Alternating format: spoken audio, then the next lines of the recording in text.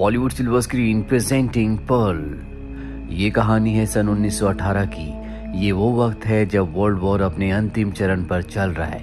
हमें टेक्सास में एक लड़की को दिखाया जाता है जिसका नाम पर्ल है, जो यहाँ पर अपने मॉम डैड के साथ रहती है। वैसे तो ये परिवार जर्मनी से है, लेकिन अब ये टेक्सास में सेटल्ड है। पर्ल का हस्बैंड एक आर्मी ऑफिसर है जो वर्ल्ड वॉर 1 में अपनी कंट्री को सर्व करने के लिए गया है। वहीं पर्ल के पिता जो पूरी तरह से पैरालाइज है, वो कोई काम नहीं कर सकते। पर्ल की मॉम कंट्रोलिंग है। वो पर्ल से कहती है कि पूरे फार्म की जिम्मेदारी तुम्हारे ऊपर ही है। पर्ल को सिनेमा देखने का बहुत शौक है, इसीलिए जब भी उसे मौका मिलता है वो पास के सिनेमा घर में जाकर सिनेमा देखती है। अब वो एक कोरस गर्ल भी बनना चाहती है, यानी कि एक डांसर जो डांस ग्रुप में डांस करती है। पर उसकी मॉम ऐसा नहीं चाहती। वो चाहती है कि वो फार्म की देखभाल करे, अपने पिता की देखभाल करे।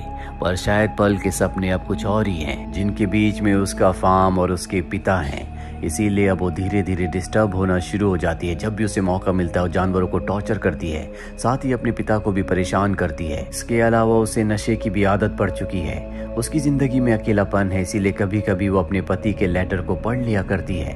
पर चाहे कुछ भी हो जाए, पर्ल अपना पूरा काम करके थिएटर में सिनेमा देखने का अपने लिए टाइम निकाल ही लेती है। एक दिन उसकी मुलाकात थिएटर के नए प्रोजेक्शनिस्ट से होती है, जो कि उसे देखता ही रह जाता है क्योंकि उसे पर्ल बहुत खूबसूरत लगती है। वो पर्ल से बातें करता है और बातों ही बातों में पर्ल बताती है कि उसे डांसिंग का बहुत शौक है। वो एक कोरस डांसर बनना चाहती है। प्रोजेक्शनिस्ट कहता है कि तुम चाहो तो एक शो देख सकती हो, उसके तुम्हें पैसे नहीं देने पड़ेंगे।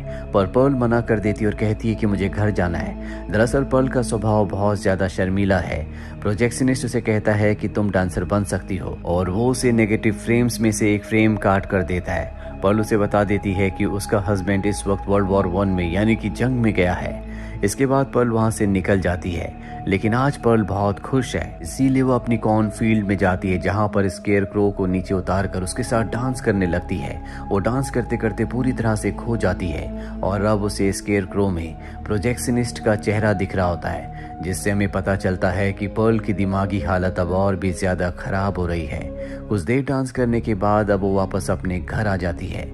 घर आने में आज उसे देर हो चुकी है, जिस वजह से पर्ल की मॉम को उस पर गुस्सा आ रहा होता है। रात को जब ये सब खाना खा रहे होते हैं तो पर्ल की मॉम कहती है कि जो पैसे तुम्हारे पास थे उसमें 8 सेंट्स कम है, मुझे उसका हिसाब चाहिए। पर्ल कुछ भी नहीं कहती। पर्ल की मॉम पर्ल के सामने से खाने की प्लेट को हटा देती है और कहती है कि अगर तुमने पैसों का हिसाब नहीं दिया तो आज तुम्हें खाना नहीं मिलेगा। पर्ल ने दरअसल वो 8 सेंट्स थिएटर में खर्च कर दिए हैं। अगले दिन पर्ल के घर उसके पति की बहन मिट्सी आती है, जो कि अमेरिकन है। उसके पहनावे से साफ साफ पता चलता है कि उसकी फाइनेंशियल कंडीशन अच्छी है। वो पर्ल को बताती है कि पास ही के चर्च में अगले दिन एक ऑडिशन है जो कि कोरस गर्ल के लिए है। जो भी उसमें सेलेक्ट होगा उसे 7 शहरों का टूर करने को मिलेगा। ये सुनकर पर्ल के दिल में भी जिज्ञासा जाग उठती है कि वो भी वहां पर जाए और ऑडिशन दे, ताकि वो भी एक डांसर बन जाए जैसा कि वो हमेशा से चाहती है। मिट्सी बताती है कि मैं भी ऑडिशन के लिए जा रही हूँ, लेकिन इस बारे में किसी को नहीं पता। पर्ल कहती है मैं भी कोरस गर्ल के लिए ऑडिशन देना चाहती हूँ। मिट्सी कहती है कि तुम भी आ जाना, लेकिन किसी को कुछ मत बताना। और अब पर्ल बहुत ज्यादा एक्साइटेड है, क्योंकि अगर वो कोरस गर्ल के लिए सेलेक्ट हो गई तो उसका वो सपना पूरा हो जाएगा जो हमेशा उसके दिल और दिमाग में था। रात को थिएटर जाती है, जहाँ पर वो प्रोजेक्शनिस्ट से मिलती है और बताती है कि मेरा एक ऑडिशन है, लेकिन आज तक मैंने कभी किसी के सामने डांस नहीं किया। दरअसल उसे अभी पूरी तरह से कॉन्फिडेंस नहीं है कि वो अच्छा परफॉर्म कर पाएगी। पर प्रोजेक्शनिस्ट उसे कहता है कि तुम जरूर अच्छा करोगी। वो उसे कॉन्फिडेंस देता है। साथ ही यहाँ पर वो उसे एक एडल्ट फिल्म भी दिखाता है। ये वो दौर था जब अडल्ट फिल्म किसी को भी दिखाना या थिएटर में चलाना पूरी तरह से इलीगल था। पर यहाँ प्रोजेक्शनिस्ट का मानना था कि जल्द ये सब कुछ लीगल हो जाएगा। वो पर्ल से कहता है कि तुम अपने सपनों को चेस करना कभी मत छोड़ना। पर्ल कहती है कि मैं अपने परिवार को नहीं छोड़ सकती, उन्हें मेरी जरूरत है। और इसके बाद वो अपने घर आ जाती है। रात को वो अपने पति की फोटो देखती है, क्योंकि वो उसे मिस कर रही होती है। इस मुश्किल वक्त में उसे अपने पति की जरूरत है। साथ ही पर्ल को ये भी लगता है कि उसके सपनों के आगे उसका परिवार आ रहा है और वो चाहती है कि उसका परिवार मारा जाए। अगले दिन वो अपने पिता को लेक के किनारे ले जाती है, जिसमें क्रोकोडाइल भी होता है। उसके एक्सप्रेशन से ऐसा लगता है कि वो अपने पिता को इसमें फेंकना चाहती है, पर तभी उसकी मॉम आ जाती है। दरअसल पर्ल की मॉम को उस पर भरोसा नहीं होता, इसीलिए पर्ल से कहती है कि अपने पिता को लेकर वापस घर में जाओ। पर्ल घर वापस आ जाती है और रात को जब ये सब डिनर कर रहे होते हैं तो पर्ल की मॉम कहती है कि मुझे तुम्हारे कमरे से एक फिल्म का पोस्टर मिला था, मुझे पता है कि तुम छुप कर सिनेमा देखने के लिए जाती हो और अब से ऐसा नहीं होगा, तुम कभी सिनेमा देखने के लिए नहीं जाओगी। दरअसल इस वक्त में सिनेमा देखना, डांस करना, इन सब चीजों को बहुत गलत माना जाता है। पर्ल अपनी मॉम से कहती है कि कल चर्च में डांस का ऑडिशन है, मैं भी उस ऑडिशन में हिस्सा लेना चाहती हूँ, अगर मैं सिलेक्ट नहीं हुई तो आज के बाद मैं कभी भी डांस का नाम नहीं लूंगी। पर उसकी मॉम उसे उस ऑडिशन में हिस्सा लेने की इजाजत नहीं देती, जिससे पर्ल का दिल टूट जाता है। उसके अपनी मॉम से आर्गुमेंट्स होना शुरू हो जाते हैं। उसकी मॉम उसे एक थप्पड़ भी मार देती है, जिसके बाद ये दोनों हाथापाई करने लगते हैं और इसी हाथापाई के दौरान पर्ल की मॉम के कपड़ों में आग लग जाती है। हालांकि पर्ल गर्म पानी डालकर आग बुझा देती है, लेकिन अब उसकी मॉम बुरी तरह से जल चुकी है। वो अपनी मॉम को बेसमेंट में छुपाकर सीधा थिएटर जाती है, जहां पर उसकी मुलाकात एक बार फिर से प्रोजेक्शनिस्ट से होती है और आज ये दोनों एक दूसरे के बहुत करीब आ जाते हैं। अगली सुबह पर्ल जब अपने घर जा रही होती है तो प्रोजेक्शनिस्ट उसे कहता है कि मैं तुम्हें अपनी गाड़ी से घर छोड़ देता हूँ और अब प्रोजेक्शनिस्ट के साथ वो गाड़ी से अपने घर की तरफ निकल पड़ती है। रास्ते में वो एक सोल्जर को देखती है। दरअसल अब वर्ल्ड वॉर 1 खत्म हो चुका है, इसीलिए सभी सोल्जर्स अपने अपने घर लौट रहे हैं। पर्ल अपने घर पहुंचने के बाद उसे भी अपने घर के अंदर बुलाती है। वो बताती है कि वो सिर्फ अपने फादर के साथ रहती है। पर्ल अपनी मॉम के बारे में कुछ नहीं बताती। इसके बाद वो प्रोजेक्शनिस्ट को अपने कमरे में ले जाती है। ये दोनों एक बार फिर से इंटीमेट होने लगते हैं, पर यहाँ पर प्रोजेक्शनिस्ट देखता है कि घर का सारा सामान बिखरा हुआ है, साथ ही बेसमेंट से खट खट की आवाज आ रही होती है। और जब प्रोजेक्शनिस्ट उस आवाज के बारे में पूछता है तो पर्ल झूठ बोल देती है कि उसने अपने डॉग को नीचे बेसमेंट में बंद किया है, क्योंकि वो बाहर भाग जाता है। उसका ध्यान हटाने के लिए वो उसे अपने अस्तबल में ले जाती है, जहाँ पर वो उसे अपने एनिमल्स के नाम बताती है। प्रोजेक्शनिस्ट कहता है कि तुम्हारे डॉग का नाम क्या है। पर्ल कहती है कि मेरे पास कोई डॉग नहीं है, जबकि अभी कुछ ही देर पहले उसने कहा था कि उसने अपने डॉग को नीचे बेसमेंट में बंद किया है। पर्ल को अपनी गलती का एहसास हो जाता है, इसीलिए वो कुछ पलों के लिए शांत हो जाती है। प्रोजेक्शनिस्ट कहता है कि मुझे जरूरी काम है, इसीलिए मुझे जाना होगा, तुम्हें अपनी डांस प्रैक्टिस करनी चाहिए। लेकिन पर्ल को लगता है कि अगर प्रोजेक्शनिस्ट यहाँ से गया तो वो सबको बता देगा, क्योंकि उसे उस पर शक हो चुका है। इसीलिए वो उससे पूछती है कि तुमने यहाँ पर क्या देखा। प्रोजेक्शनिस्ट कहता है कि मैंने यहाँ पर कुछ नहीं देखा, और अब पर्ल की बातें उसे डराना शुरू कर देती है। जब वो अपनी गाड़ी में बैठता और वहां से जाने लगता है तो पर्ल उसके ऊपर हमला करके उसे मार देती है, क्योंकि वो नहीं चाहती थी कि प्रोजेक्शनिस्ट यहाँ से जाए और किसी को इस बारे में कुछ बताए। हालांकि प्रोजेक्शनिस्ट को उस पर बहुत ज्यादा शक नहीं हुआ था।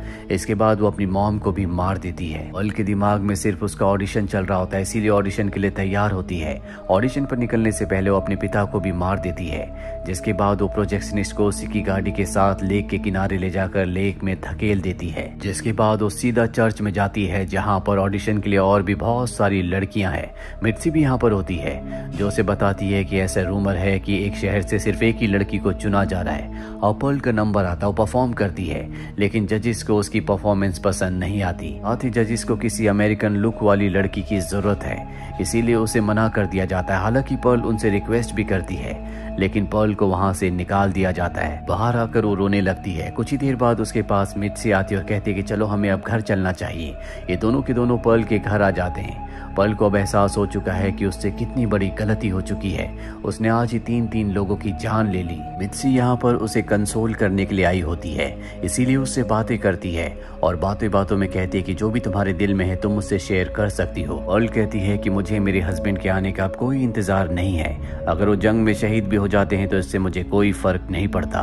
ये सुनकर मिट्सी हैरान हो जाती है। साथ ही वो सब कुछ बता देती है कि आज किस तरह से उसने 3 लोगों को अपने घर में मार दिया। ये सुनकर मिस्टी पूरी तरह से हैरान परेशान हो जाती है और डर जाती है, पर वो अपने डर को अपने चेहरे पर नहीं आने देती, क्योंकि उसे पता चल चुका है कि पर्ल एक साइको है, इसीलिए उसने 3 लोगों को मार दिया। वो पर्ल के सामने नॉर्मल रहने की कोशिश करती है। पर्ल कहती है कि मुझे पता है कि तुम्हारा डांस ग्रुप में सिलेक्शन हो चुका है, क्योंकि जजेस को एक अमेरिकन लुक वाली लड़की चाहिए थी जिसके ब्लॉन्ड हेयर हो, और वो तुम हो। दरअसल मिट्सी ने अब तक उसे नहीं बताया था कि उसका सिलेक्शन हो गया है, पर अब वो बहुत ज्यादा डर चुकी है, सीलो एक्सेप्ट कर लेती है कि उसका सिलेक्शन हो चुका है और अगले हफ्ते ही वो टूर के लिए निकल पड़ेगी। ये सुनकर पर्ल के दिल में उसके लिए जेलसी बहुत ज्यादा बढ़ जाती है, क्योंकि ये पर्ल का सपना था जिसके लिए उसने अपने पूरे परिवार को खत्म कर दिया और अब इस सपने को मिट्सी जिएगी। मिट्सी घर से बाहर आ जाती है और चलने लगती है। तभी पर्ल उसके पीछे से कुल्हाड़ी लेकर उसका पीछा करना शुरू कर देती है।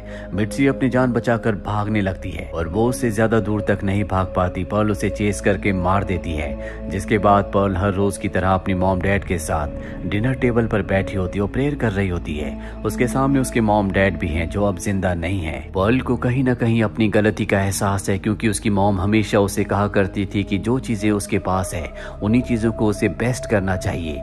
लेकिन पर्ल अपने सपनों के पीछे इतना ज्यादा खो गई थी कि उसने चार लोगों को मार दिया और अब वो अपने परिवार को बेस्ट परिवार बनाना चाहती है। वो अपने पति का इंतजार कर रही है और अगले दिन ही उसका पति जंग से वापस आ जाता है। वो देखता है कि वहां पर उसके मॉम डैड की डेड बॉडी है। इससे पहले कि वो कुछ समझ पाता किचन से पर्ल आती है, जिसके चेहरे पर मुस्कुराहट होती है, लेकिन उस मुस्कुराहट में एक दर्द होता है। ये कहानी हमें सिखाती है कि कभी भी हमें अपने सपनों के पीछे इतना पागल नहीं होना चाहिए जिसके लिए हम उन सब चीजों को खो दे जो हमारे पास पहले से हैं। इंसान को प्रैक्टिकल होना चाहिए, जो कि पर्ल बिल्कुल भी नहीं थी। साथ ही हमें दूसरों के लिए जेलसी नहीं रखनी चाहिए, जिस तरह से पर्ल के दिल में मिट्सी के लिए आ गई थी और उसने मिट्सी को मार दिया। और ऐसा करने के बाद भी वो जहाँ थी वहीं रही। उसके सपने उसी तरह से अधूरे रहे और जैसा कि वो हमेशा से चाहती थी कि उसका हस्बैंड घर आ जाए, पर जब वो घर वापस आया तो उसकी पूरी जिंदगी खत्म हो चुकी थी। तो ये थी पूरी कहानी इस फिल्म की। उम्मीद करते हैं कि ये कहानी आपको पसंद आई होगी।